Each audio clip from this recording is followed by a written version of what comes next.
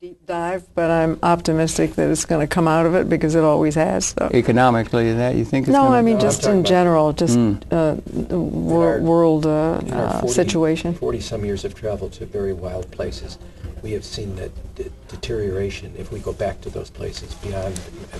Really, that's sad. Wildlife decimated. Yeah, Seeing, that's a terrible bit. Villages and whole tracts. Oh, welcome very, very much to Conversations. Pleasure to welcome to the program a couple, a fine couple, if I may say, having had good conversation with them in the past few days, and it's Ted and Betsy Lewin, and they are a team in the best sense of the word, if I may say so, having been married how many years, happily? 45. 45. 45 years happily married and still working together on the making of beautiful books for children, by and large, both illustrating works and also writing new works for children. And it's a great pleasure to welcome you both very, very much to Conversation. Thank you, Harold. It's a pleasure to be here. Maybe you could start out a little bit, Betsy. When did you run into this fellow, and when did you get connected up? We ran into each other at Pratt Institute in Brooklyn, where we went to art school. And in the 50s. In the 50s, Yeah. and as Ted was saying earlier, he was admiring me from afar for a year and a half. I don't before we wonder. got- I don't wonder. You got a good eye, fella. Yeah. Very shy, and I couldn't approach him. You were shy. Very shy. You don't seem shy. He's not You've gotten anymore. over it. He's It's not all anymore. according to, yeah, thank you for helping him get over his shyness, dear. Yeah. Not the first time that's happened, yeah. Anyway, you were both artists, right? Or And artists both applying? studying illustration, both in the same course. She had to fight her way into art school. Her folks didn't really want her to go to New York City from a little town in Pennsylvania. You know? Oh, really? Yeah. On the other hand, my parents pushed me into it, thought it was wonderful. They wanted to get rid of you. No. You were up in Buffalo, if I'm not mistaken. Buffalo, yeah. A lot of snow. A lot of snow. Sorry about Tim Russert. He was Buffalo. He Yeah, passed a major yeah. figure in What a the shame. news Yeah. reporting and so He was- forth. And He was terrific. Yeah. yeah, Buffalo is quite a place to shuffle off and that sort of thing. But you were given to the arts right away, and or Both young. of us as We children. both were. Never wanted to be anything but artists, illustrators. We're going to show a number of your works, illustration, and then we're going to talk some about how are books created from your own, particularly for children, and specific idiosyncratic characteristics of each of you, how you contribute to that and so forth.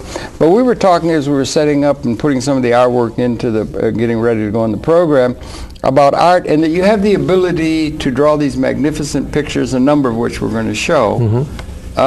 And that's a genetic, and I said to you, I confess to you, it would be impossible for me to be able to do anything like what you can do, and it's maybe genetic. Do you think it's a genetic given? that We somebody has we feel that it's a gift. My parents a used to say gift, it's a yeah. gift. You were given a gift. But we know people that really believe that it can be taught.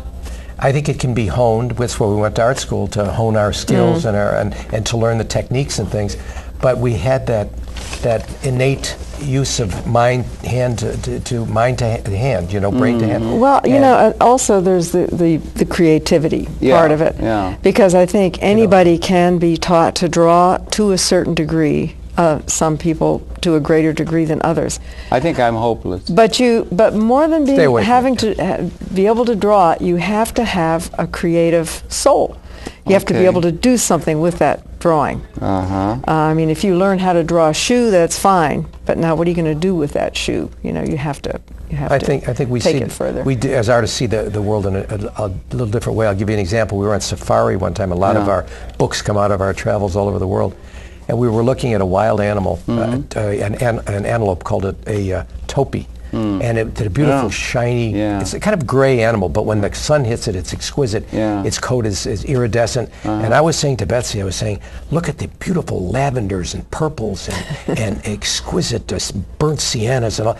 And I heard the husband say to the wife, the people next to us said, are they looking at the same animal we are? Why? Because you were seeing it differently. We're seeing all this wonder, you know what I mean? So I guess we see the world. In the eye of the beholder, someone said. What's a Shakespeare? I'm not sure, but or maybe the good book. There's too much noise. Anyway, that's really interesting. The idea of the creative thing. I don't think. I think the only C I ever got, I mentioned it to you, was in mechanical drawing. That's figurative. And that's like trying to depict something the way it looks. And I just couldn't do it. They give you a bolt and you're supposed to draw it with the dimensions and everything. And I really, really tried. I just could not do it. Mine just doesn't work that way. It's interesting you said that because our styles are very different. Yes, okay. I draw in a very naturalistic, very realistic way. Betsy doesn't. She can, but she's not comfortable in that. More she's, abstract? Well, more humorous and loose. And our styles kind of are completely diverse, and they do complement each other when we do our books together, our collaborations. Right. Okay, that's really good. And then you also write. The two of you write. So that's interesting in and of itself. We're trained illustrators, but the writing came as a result of wanting to tell stories. We like to tell stories, and we tell stories in our books, and we illustrate stories. But the idea that we could go away on these journeys, have experiences, come back, and tell those stories to children, and we do that. Maybe we could talk about. Should we talk about how we're doing that? Well, we could do that if you don't mind. But I wonder if we could just talk a little, because you write for children, and I heard you say you both write some stories. You collaborate yourselves on that. You're both writers and illustrators, but you also illustrate the works of others and so forth. Yes, that's true. But maybe it would be worthwhile on that the creative thing you mentioned. I saw a study one time that there was a study done by psychologists. I don't know if I mentioned. We saw it the other night out with Mr. Moskowitz out in Brooklyn. It was a good gathering of literary and everything. And there was a study done of the consciousness or state of consciousness that can be associated with a creative state of mind. And they had studies done by psychiatrists that have been done cross-culturally and they all came to the conclusion, cross-culturally across the world, that state of consciousness, it peaks in 5-year-olds across the world. That state of now there are other aspects of consciousness other than creative. There's Of course, accounting, but there's a creative accounting too. But do you understand what I'm saying? And you're dealing with the youth, right? And do one of you deal with books that deal with younger and one with some who are a little older? Maybe you could lay that out first. My writing is really for younger children, say.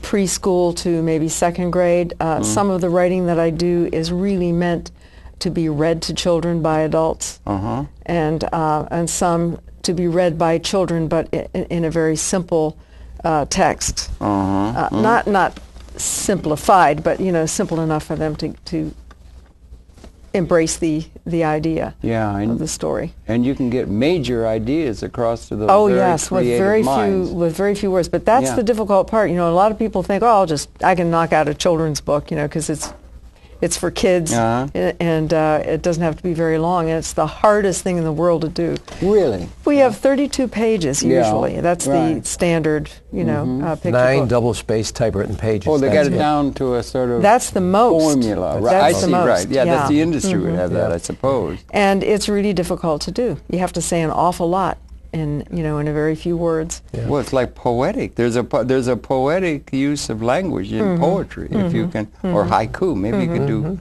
And then also you have to remember that you are writing a story that is going to have illustrations to supplement the text. So you don't want to say everything in the text because you have to leave room for the illustrations to say something as well. Right. Does the idea for the story come all at once? Like somebody's writing a novel, you would know what it's going to be. Do you have it all in mind at once? Does it come in the shower? Does it come at strange moments? Absolutely. How does it? We had an editor friend who said she got her best ideas when she was peeling carrots. All right, carrots, not cucumbers. I wrote a story in the sauna. You wrote a whole introduction on a subway. On a subway, you get it down on the subway. It popped into my mind, and I wrote it down. And the idea. So is it like you get an idea, then if they go in movies, you get an idea, then you get a concept, and you get a property. You go through that whole. Is it like that for you as well? It is like that. Yeah, but it's almost poetic then, in a sense. A moment grabs you, and the mind is in a certain place where connections are being made, and you have the story whole in your mind, so that you know what, let's say, moral precepts or whatever are going to be conveyed. And then editors come in. See, editors come in to make it clear. They'll look at a manuscript and they say, I don't understand this. And they said, what do you mean? And I said, well, I read it to them. They said, well, that's not clear. So I said, here's what I mean. We would say, here's what I mean. I say it. And they said, well, why don't you write that? Now it's clear.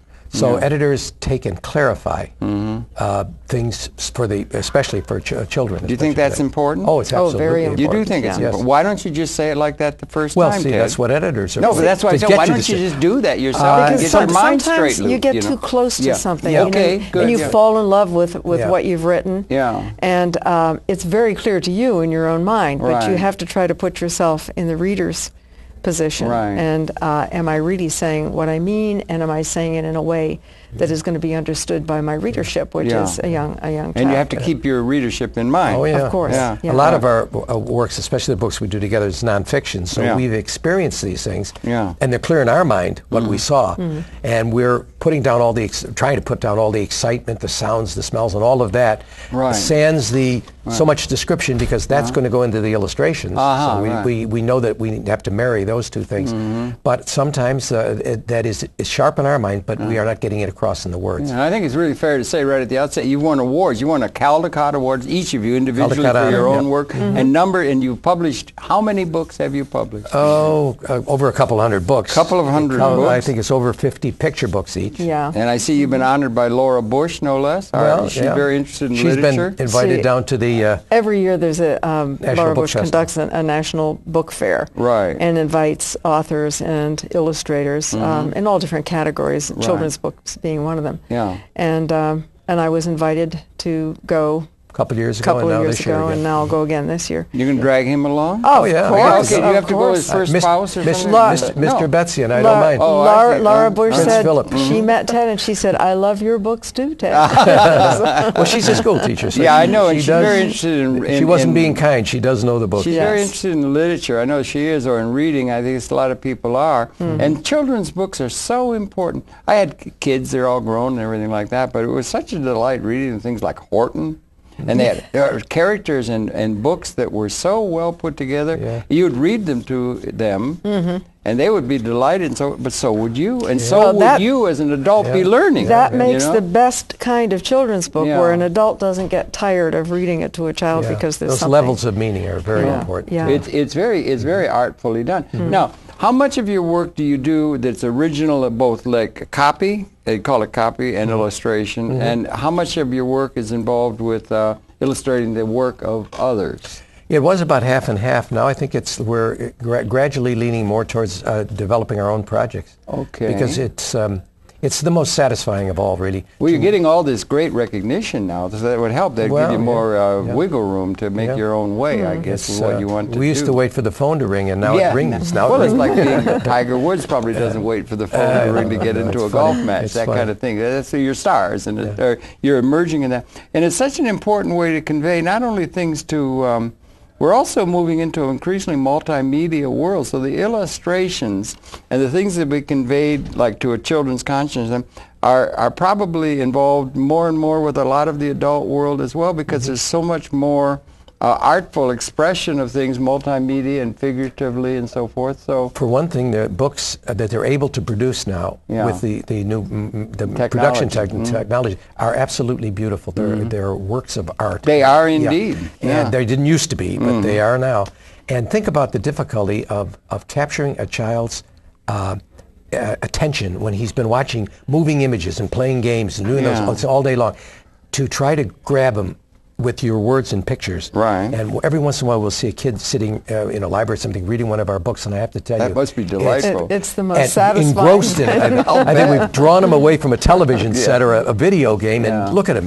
What do you think about that, all the other media that's available, and the fact that they use these things? They're developing a lot of skill for manual skill and everything, and I understand they're very popular. I don't know kids around me. I don't know. I think that it's all fine, except if kids don't read, that's not so fine. Do you know what I mean? I think it's kind of, reading is sort of an introvertive thing too. I think so. It's essential to know how to read, right? Yes. You think? Yeah. Is it really? Oh, I think it is. You have to know how to. It's supposed to be everything was just images.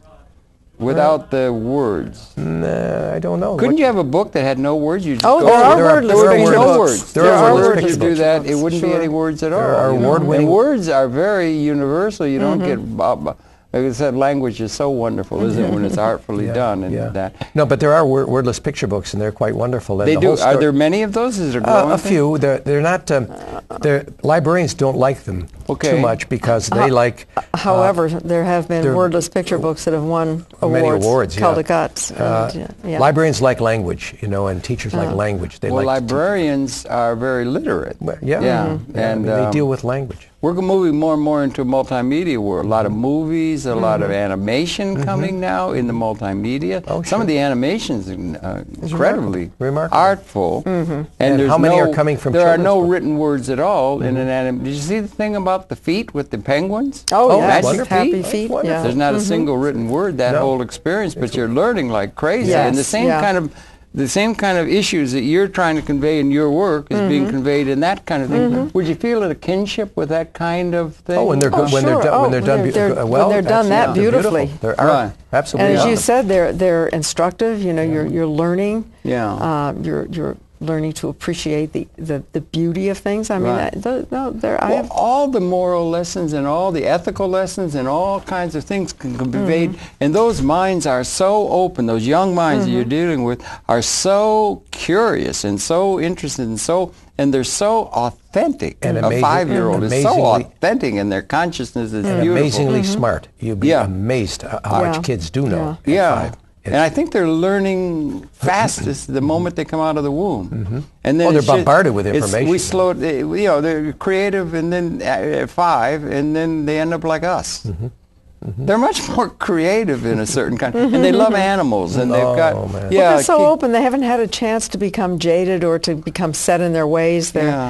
And I always tell kids that when I'm doing a school visit, as you're growing up, try to keep an open mind, just decide all of a sudden that you don't like something. Do you think there's a bit of the child and the artist that's retained? Absolutely. The artist, and was it Pond who said the artists are the antenna of our race? He may be talking about, like Picasso presaged quantum mechanics. I mean, that they're in touch with the environment in a different kind of way.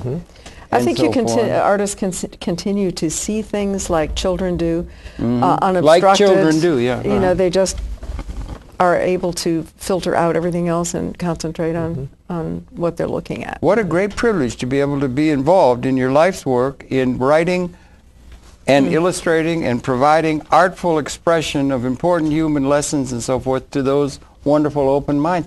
You guys really have a wonderful life path cut out for you. You must feel very happy with your life. We feel very lucky. And then you're lucky to have such a guy, fine fellow, and you collaborate. Yes, on some things. Yeah. The book comes first. If you say like a movie or something, you get a property. Somebody writes, Hemingway writes, and then they make a movie, and then they make it. But how? In terms of yours, you got a certain pattern you follow. The story comes first. Do you ever have illustrations that then give birth to the story? A couple of times. How does it work? Tell your story about Tiger Track. I think Tiger Track was a book? It was a book, yeah. I did. Was my first full-color picture book based on an... Tele-picture book? Did you say tele-picture? No, it was... It was his first picture book that he wrote and illustrated himself. I see, okay, right, okay.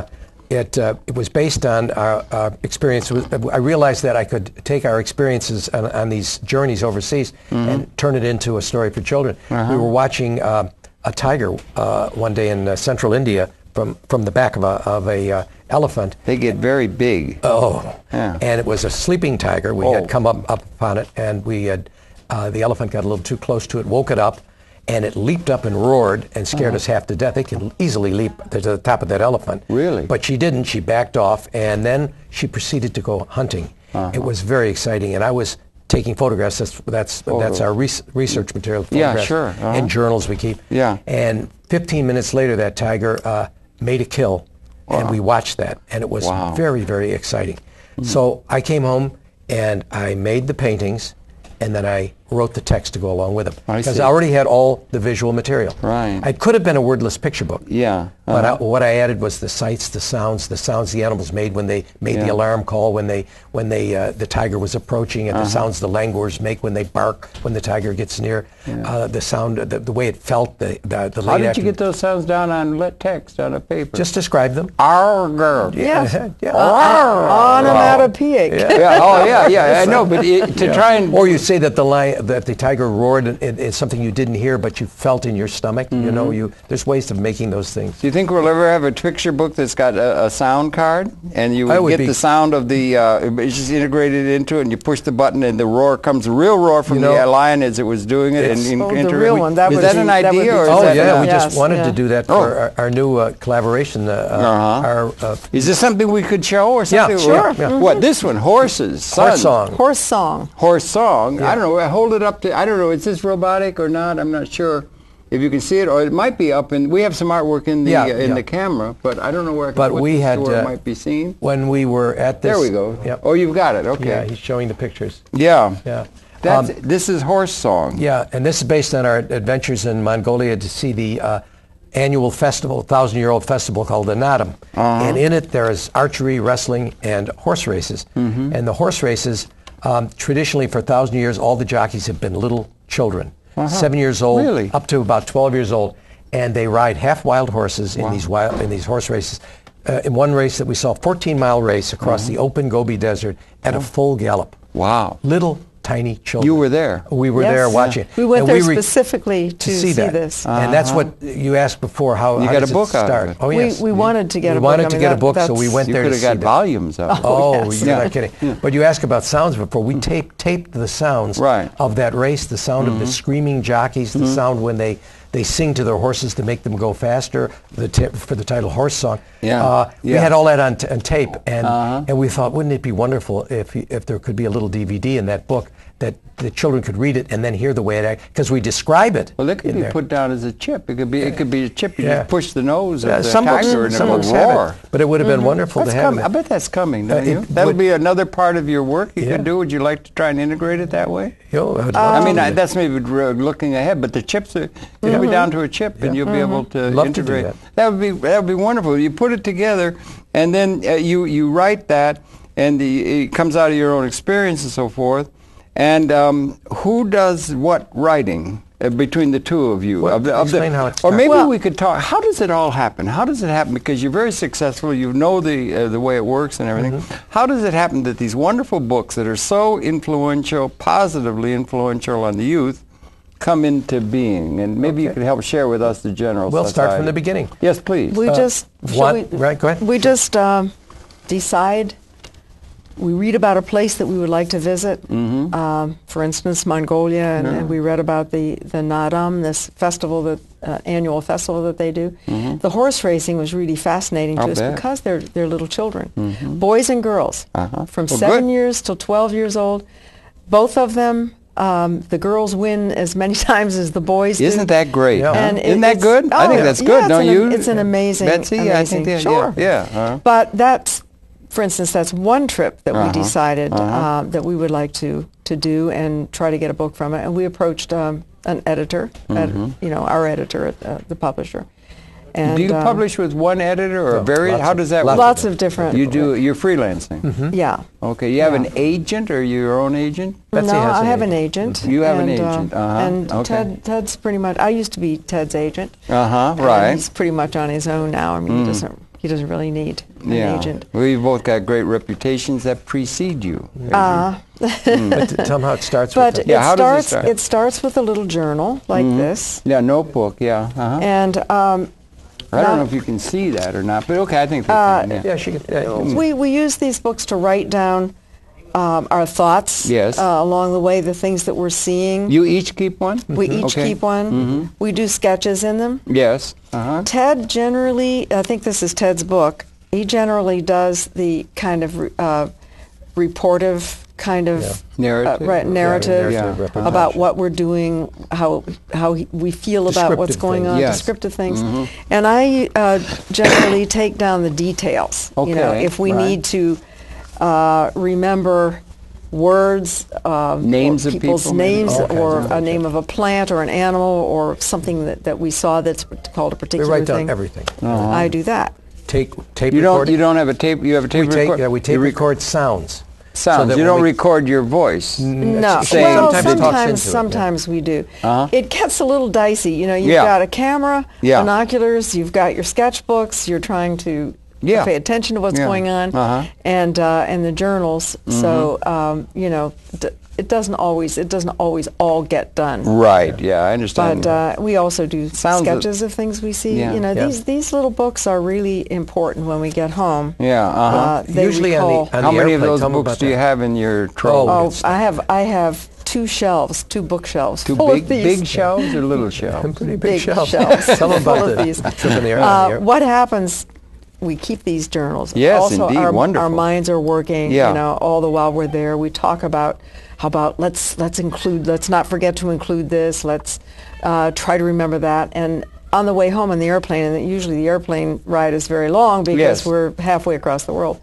We use that time to go over our notes, organize our thoughts, and by the time we get home, we have a pretty good idea of how we want the book to look and the pacing of it and the way we're going to tell the story. So you all have the book in mind when you go there? Usually. It gives you a focus. But we have no idea It gives you a focus in a sense gives you rather a than being a focus. tourist. It But gives we you have a no focus. idea Yes, where the yeah. story will go. You do not know where the story You can't is. know. You can't know You because have it to happens in you have front to of experience you. it. Have to experience it. We just let it come in. That's what makes it so exciting. But can't you just set up a template and go out and bend reality to your will? Well, you can. No, I'm just making a joke. No, but in nonfiction, that's Nonfiction, But yeah.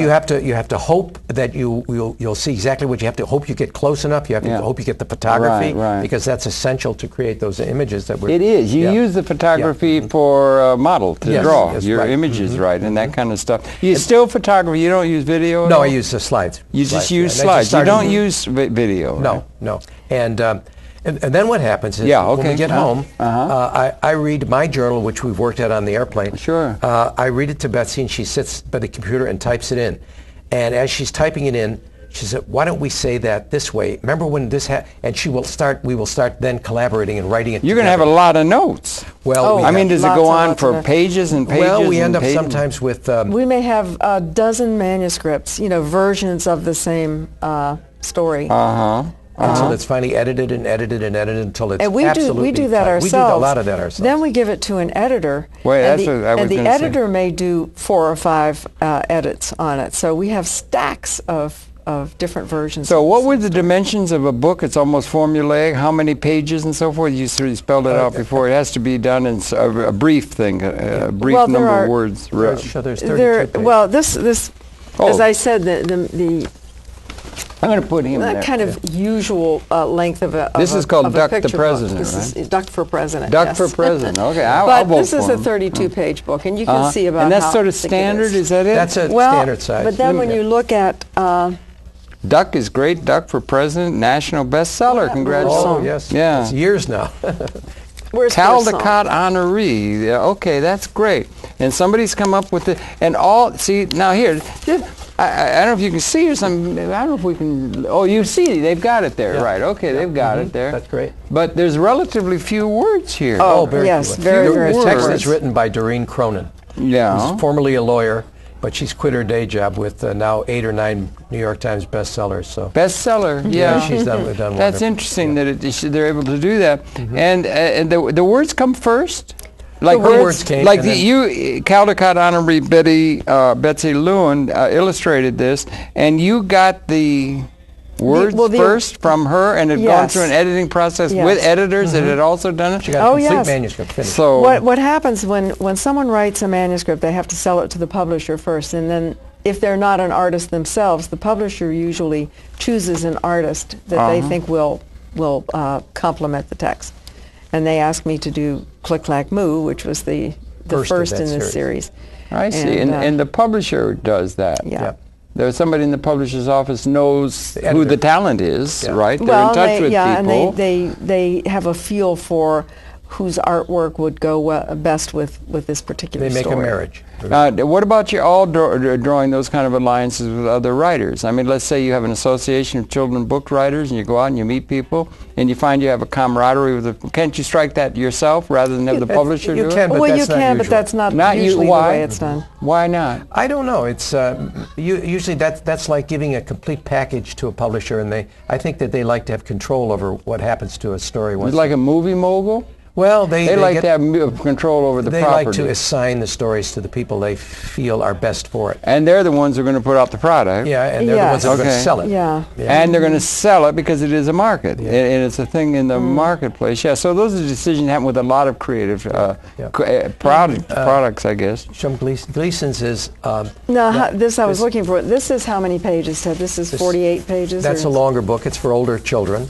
And that would be something you were involved with? This is Ted's book. He wrote and illustrated this book. But you see there's a lot more text in this book than the that. older, the more text, I guess, right? Yes. Yeah, the words, we use bigger words, more complicated words. And here are your sound words again. Yeah. that Bam, he's bam, used bam. all the way through the book. Music of the gym, as I've called it here. But that book came out of spending a year and a half at Gleason's gym and in Brooklyn, and seeing what kind of a story would happen. And it took a year and a half, and a story emerged. This little boy named Sugar Boy showed up one day with his father, and I followed him for a year and a half in his career, and he became kind of the star of the show. But I couldn't have imagined that when I first went down there. You didn't know he was going to show up? I didn't up? know. Yeah, so it's like life, the stories evolve. And it's very exciting because all of a sudden you got a handle on it, you know? Yeah, right. And in the end, he wins the 110-pound United States Championship. Wow, it's like a Rocky story. How's he doing? He's doing terrific. You still in touch with him? Yeah, he was 9 years old here. He's now 11 or 12. Almost 12. Oh, this is only just done. He shot up now. Congratulations. He doesn't look like that anymore. Is that the one? No, they grow. They change, don't they? I've noticed. Yes, that up on the thing. That's a handsome book. Did you do all the illustrations of this and the words and everything? So that's a major thing. Major project for you to take in. Is it good? Do you enjoy that when you're writing your own words and illustrations? Is it better, or do you enjoy the process of illustrating someone else's? You know what the fun about that is? We've talked about this a lot, is that's like we talk about our books coming out of our journeys.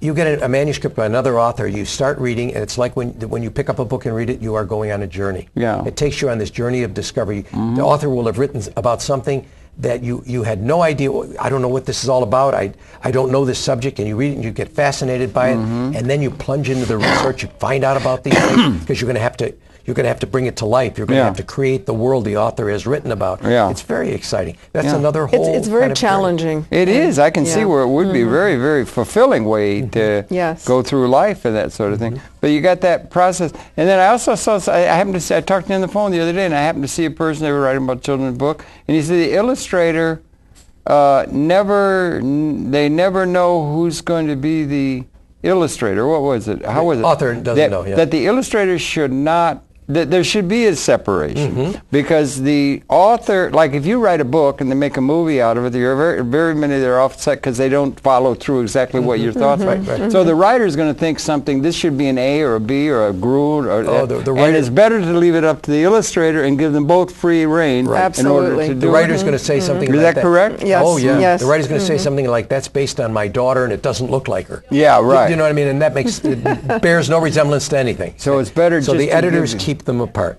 Keep them apart. But more and more we're getting very friendly with authors, and that's not always the case. In the way. It's not always the case. Sometimes it can be a problem.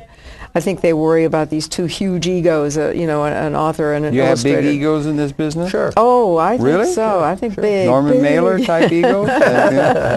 It's a fairly genteel business. But I don't think that that's really the case. Most of the time authors say that they absolutely can't imagine how the illustrator brought to life their words, visually. Right, that'd be a happy synergy. Yeah, that's usually a very happy marriage between the author and the illustrator. Yeah. The author of Duck for President, Doreen Cronin, said to Betsy the other day, she said, when I first saw the first book they did together, Click Clack Moo Cows That Type, she said, Click Clack what? Click Clack Moo Cows That Type. We have that here. Here's another one. That's the first book. Click Clack Moo Cows That Type. T-Y-P-E. Yeah, this is this one. I'm not sure if we have it in the in the Obra. There it is. Yeah, and it's got another one, Pepe, and this is the one you won an award for, if I'm not mistaken. Yeah, those are both Caldecott honor books. And please tell me, what is the Caldecott Award? Is this strictly for children's literature? Yes, you both are individual winners, and that is a great honor. And maybe you can talk about it a little bit. Well, there are two awards, two of what they call the highest awards that They're you like can Oscars. get. Yeah, you're right. For the writing, it's the John Newbery Award. Okay. And for illustration, it's the Randolph Caldecott. Randolph Well, Caldecott? it's called the Caldecott Award. He was an illustrator? A British illustrator of the 18th century. 18th century, really? And Okay. just one of my heroes. Really? I love you his learned work. from him, right? Oh, absolutely. Yeah. I think he was a What was big he? influence. Figurative? Or what was Figurative, Yeah, pen and ink kind of line drawing with line. color, but naturalistic, very not quite as humorous and cartoony as mine. No, these are cartoony and Yeah. humorous for youth. The he word was a serious but wonderful artist. animated drawings. Yeah, okay. The award is given by the American Library Association. American Library, okay. Present, yeah. Well, congratulations to both of you. Yeah. You won for Pepe the Lamp. Pepe the Lamplighter, that's this Pepe book the here. Lamplighter. This book, it might be in there. Maybe you can bring it up too. This is illustrated by Eliza Bartone. No, written by. And then Lisa illustrated Bartone, by yeah. Ted Lewin, our guest here. That was her first picture book. That was her first picture book, really? Oh, that's beautiful. Yeah. Congratulations Well, on actually, that that was award. Doreen's first. Isn't Yeah, that and it was funny? I Doreen's just first realized book, that, too. too. Both Who's of them were Doreen?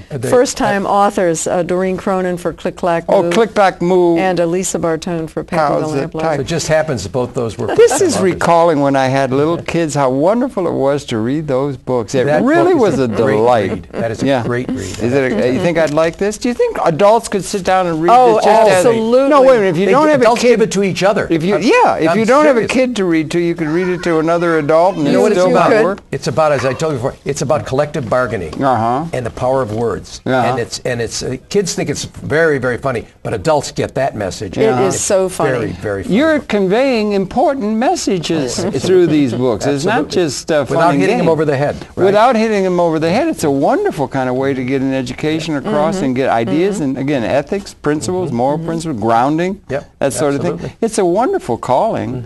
There's a great number of people produce in your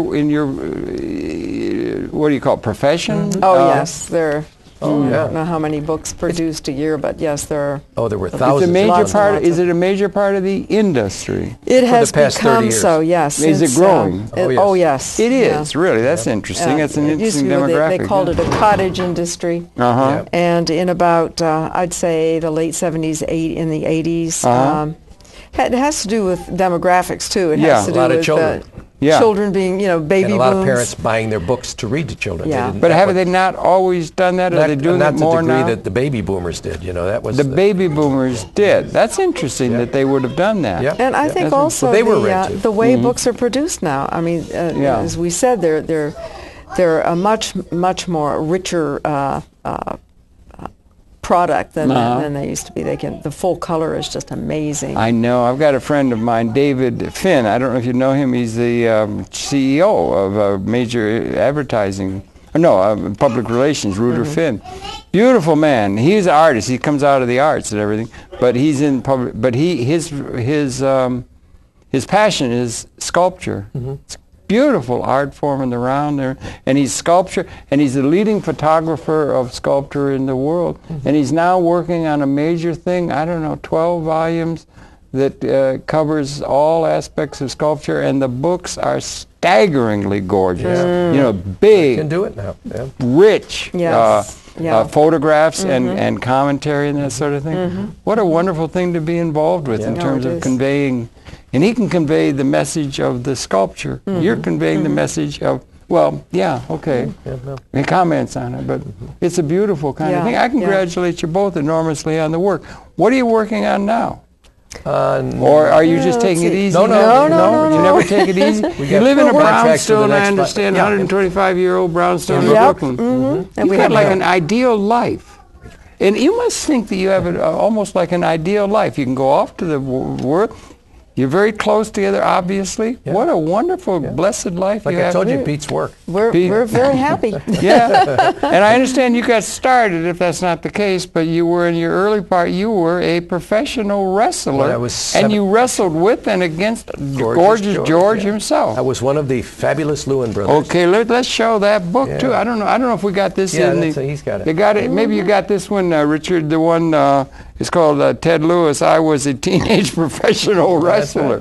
That's good. So if they can show it, I'm sort of holding it here. I paid my way. There it is. There it is on our right of the screen. I paid my way through art school with and that's a self-portrait by yourself? Yes, when it was a class project while I was a senior at Pratt.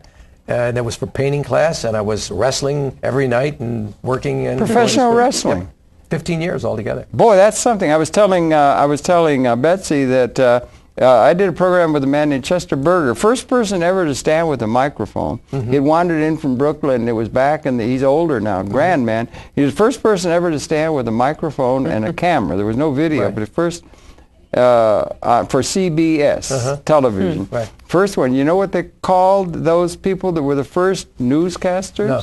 They called them visualizers. Visualizers. Because they're going to say, because everybody's listening to the radio. So now, here's a picture of something, and they had the he's a visualizer, you know, and everything. And I forget now why I brought that up. Yeah. But he was he was in that vein. I was just thinking of that. But this is good. Oh, I know what he did. He told me in the early stages he became head of CBS television. Everybody was in radio. They didn't want to have anything to do with television because it was thought of. Believe in it. Yeah.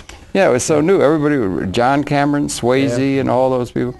And he said that the early stages they did a lot of boxing and a lot of wrestling was on television. That's all it was on. Because the lights were all there for the ring. Right. And they had good lighting, so that's where they would go and do it. And the camera was frozen. They were just looking at it. Yeah, more or less and everything. But things evolve and that kind of thing. But professional wrestling, do you still keep a hand in? No. Press weights or anything like that? Well, you look in tremendously good shape. In good shape, but do you go out and run and everything? Well, Are you leading a good, healthy life? Yeah. We used to run the New York Marathon. You didn't ever. You ran all the way? Yeah. We did. Are you serious? That's 26 miles. 4 of them. Yeah. You could run. You completed them? Yeah, 4 of them. Wow, how did you feel when you completed Awful. it? I would hope. I would. Thank God for that. It's awful. I have a hard time running to 8th Avenue to catch a bus, you know. Well, we train for it. Yeah, you do. It's serious. You really Yeah. have to train for it. Yeah, So you're both physically fit. I mean, you know. We have try to to do stay these that way. arduous things. Disciplined, right. Is there a lot of discipline involved in this? Is it all a lark? Is it all fun? How much of it your creative process to where the book gets out and is influencing the society and everything is, let's just say, fun, delightful, beautiful, and how much of it is, just for want of a better term, a slog and a discipline? It's all fun. Yeah. None of it. All really fun? think it's all. There, Every you know, bit of it. of course, That's wonderful. there are There's days. some aggravation. Is there a day? Yeah, but I mean it's things still don't go fun. quite right, or Yeah. you know. I think the hardest thing about illustrating a book is looking at that first blank page that you have to put something on. We're our you own know. hardest critics. And once you get past that, You criticize each other? Oh, yeah. oh, I'm carefully. I'm shocked. Carefully. We tiptoe around, but we're Creative honest. creative criticism. We're very yeah. honest. Yeah. But you do have to be disciplined, and we know a lot of people who. In fact, They push it off. Well, We don't not do only that, they say, you know, we have to have a steady job. We have to be told what to do, and then we'll do it. But we would never be able to, you know, discipline ourselves to sit down at the board and work a certain number of hours. They just can't do it. We sign these You books. cannot or they cannot? No, they cannot. can't. They're But saying you they don't can. understand how you we can sit do down it. at the board and do it, even though you don't. We- You'd Even though we rather don't be feel taking like a it. nap or something. We Yeah. sign You it- still work against the grain. then. Absolutely. Okay. Yeah. Okay. We yeah. sign a book to do maybe 3 years from now, and to be delivered on a certain date, and we have never missed that date. You've never missed a No, deadline. and we don't push it off till a month before and then try to do it all You at don't once. procrastinate? No. Couldn't you get that into a children's book about not Good idea, procrastinating? good idea. Because I think Somebody did a you one. understand, you could work that into a story. Do you think we can get a Good story idea. going here that'll turn into a book to influence the younger If generation? we do it, you're not getting any credit. I want credit. I got to have credit. We'll give you a little line type in. All right. I would like it in big letters. My people will talk to your people, right? Yeah, Just setting that up. But it's a wonderfully creative kind of thing to be involved in. I do congratulate you on all the awards and so forth. Now, you do give talks, as I understand. Oh, yeah, we talk at schools. You give talks to school, informing kids and everything. Workshops. I should think a lot of people might be interested in trying to follow in your, let's say, loosely said, footsteps. Or it's a career path. Would you recommend people to think about it? If you got it, well, you know what we say, if they have a fire in the belly, right? I mean, if you really, fire if in you the really belly. want it. Do you think that's a general thing you'd convey in your story? You're conveying principles and morals and all kinds of thoughts to very open vessel minds of young children. It's a very important, huge responsibility. And I mean, so that would be one of the lessons you might try to convey if you got fire in your belly.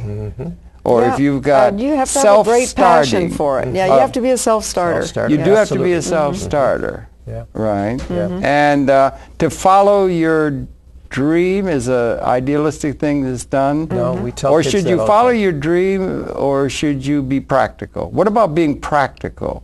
And lessons like that. You know, there's some I think people following your dream is better, don't you? better I than do, being yeah. practical. Yeah, I do. A lot of people will rein in the creative because they They are claim it is not practical That's right. to be idealistic or artful or anything. They're cutting back on art and that kind of stuff in the schools, Well, I understand. it's not important, right? Yeah. That's a pet peeve of ours. That's been going on a long time. What do you think about that? I think it's do you awful. convey these kind of things in terms of the books you do? You're not going to lead them. It's like Pinocchio. Remember, you got within those theater people that go marching down the road, or a yellow brick road in Oz. They went down a yellow. Should she have gone down that yellow brick road? She stayed in Kansas, That's right. plowing the field. She could have been plowing the back 40 rather than traipsing off to Oz. Yeah. That's like fantasy and follow your dream thing. Would you encourage those kind of states of mind in the youth by the stories that you convey, or do you have, do you understand what I'm trying to get at? I think what we It's a very responsible position you two have. I think Well, what I we think- try to do is open their minds. Yes. You know, and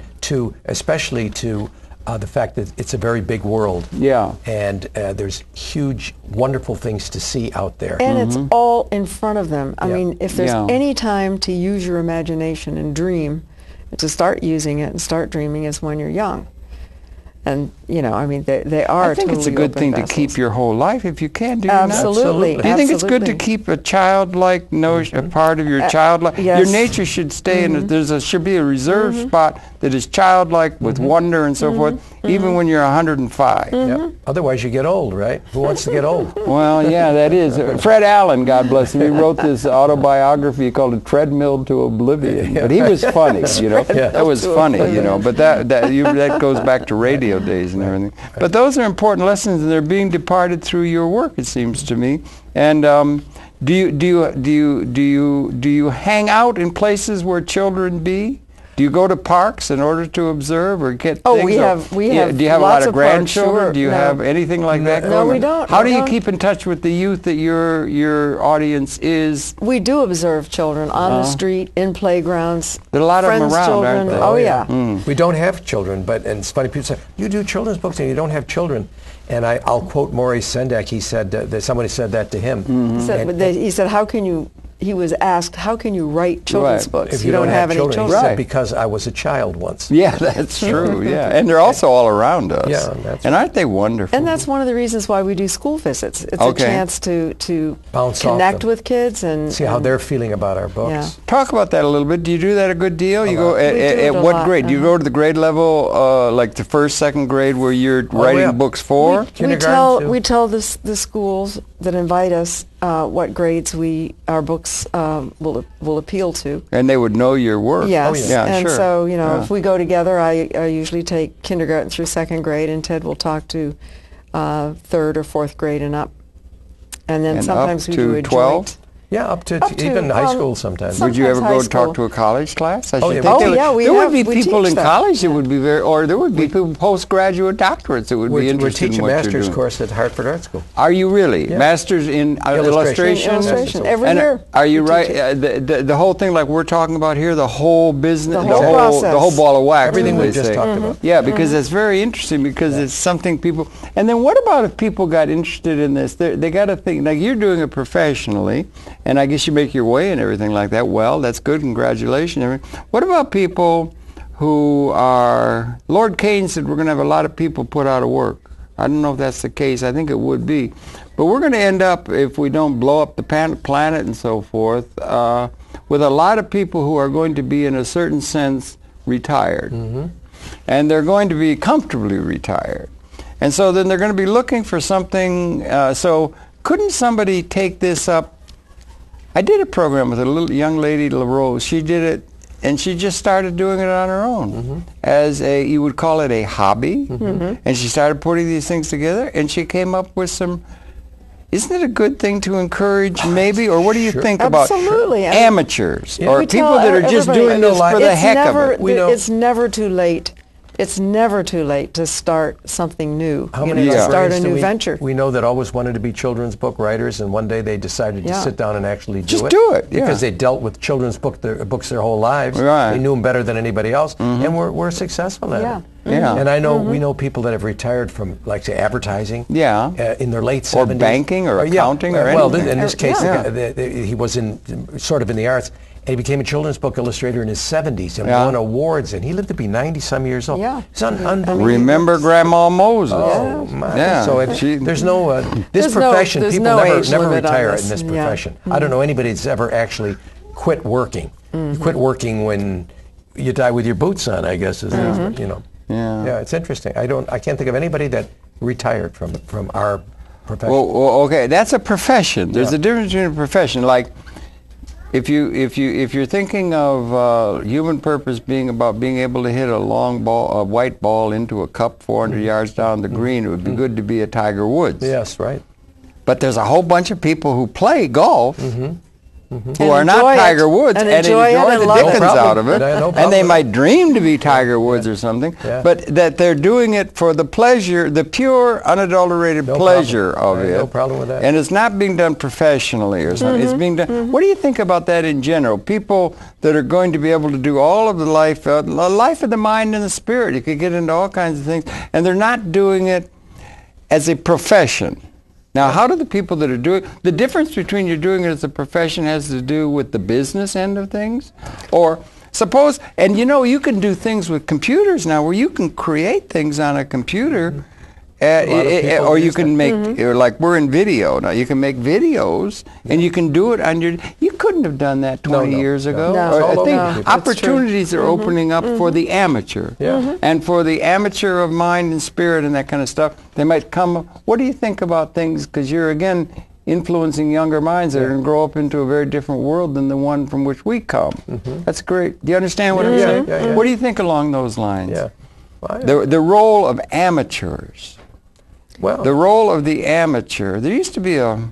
I don't know how that sort of really retired. They're retired people, and they're just doing it for the fun of it.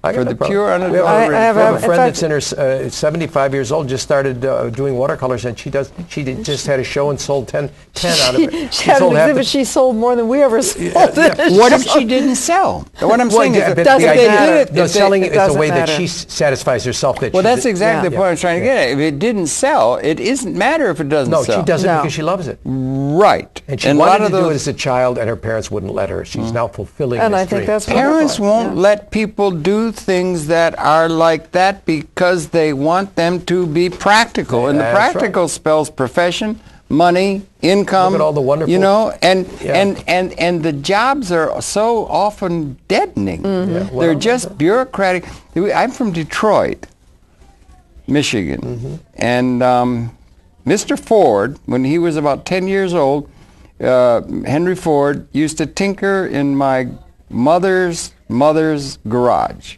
And then he built an assembly line. Very efficient. And then they have these people lined up, and you would stand there 8 hours a day turning a nut all day. And that's been something people have been trained to do. It's not going to be very easy to convince something that there's something fulfilling about standing there turning a nut, except that you get money for doing that to pay rent and buy food and milk for your kids. So that's a sense of responsibility. But I think we're going to end up with a lot of things where those things are going to be taken over, and there's going to be a liberation in a certain sense. If we get the economics right, so that everything is not geared toward what is called the practical, because it's the practical mentality that stifles the creative. Yes, I agree. Or what do you, just a general thought. Well, I mean, it's true. Anybody who is in a job that's repetitive like that. Most of them are. Yes. And as you said, right now it's necessary. When it becomes not necessary, the first thing that you think that happens is that they lose their job, which is not a happy thing. Terrible, because then you're hungry and you're poor. And what will eventually evolve from that that will take care of these people and give them something else to do that's more enriching? I don't know. Well, I don't know. Aristotle in Periclean Greece, 5th century BC, he said that the society, you had a few of the mind and the spirit and the creative things. And he said, but it was based on slavery. They had slavery. Most of the people were slaves. Most of the serfs on a feudal estate were serfs.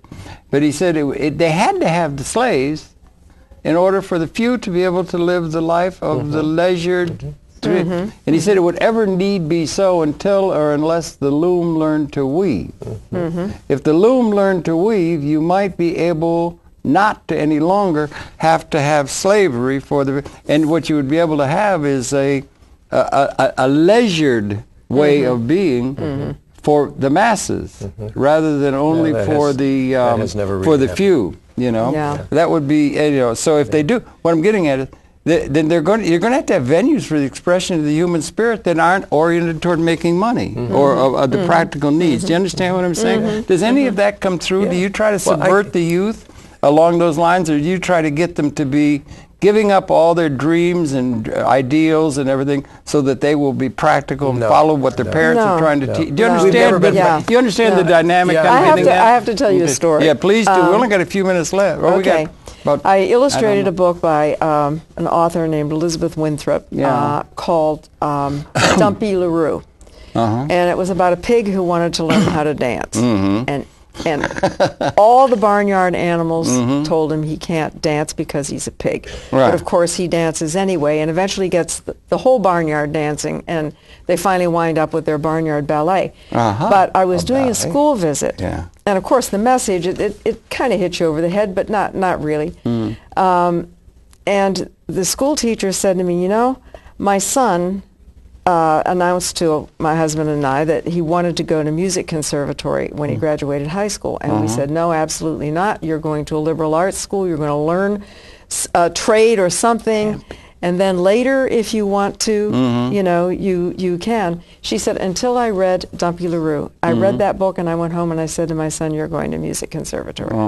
Taught her a lesson. So the music conservatory, okay. The arts and so forth is what... Maybe it's being, the Balinese have a saying, and I think we're going to, at some point here, I'm not sure we lost track of the time and everything, so in the control booth, they'll keep track of the time, we'll end this, and they can roll the credits when it's right, and we'll talk our way out and so forth. But the Balinese have a saying, they say, we have no art, we do everything as well as possible. I don't know if there's a lesson in that. Life is art. But they literally say, we have no art, we do everything. Do you think the artist is a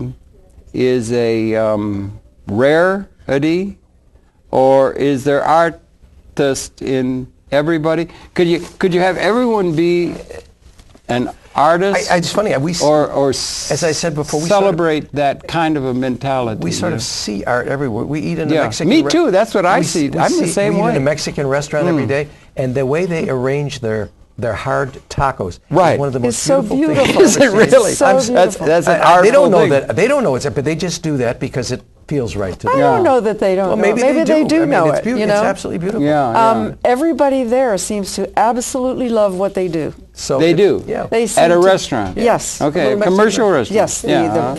The chef, the waitresses, everybody that works there. It's a very happy place to eat because they all seem to really, really love what they're doing, and the place looks that way.